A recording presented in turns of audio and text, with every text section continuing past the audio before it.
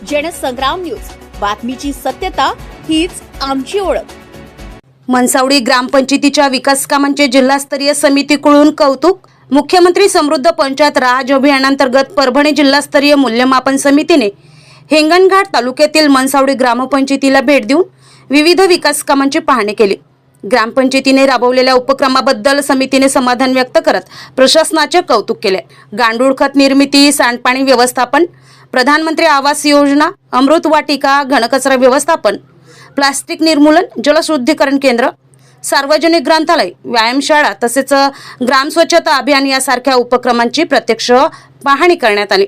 परभणीच्या मुख्य कार्यपालन अधिकारी मनीषा माथुर यांच्या नेतृत्वाखाली पथकात अतिरिक्त मुख्य कार्यकारी अधिकारी रश्मी खांडेकर, तालुका आरोग्य अधिकारी डॉक्टर रावजी सोनवणे, बाल विकास अधिकारी भाऊसाहेब खरात यांच्यासह विविध विभागांचे अधिकारी सहभागी झाले होते।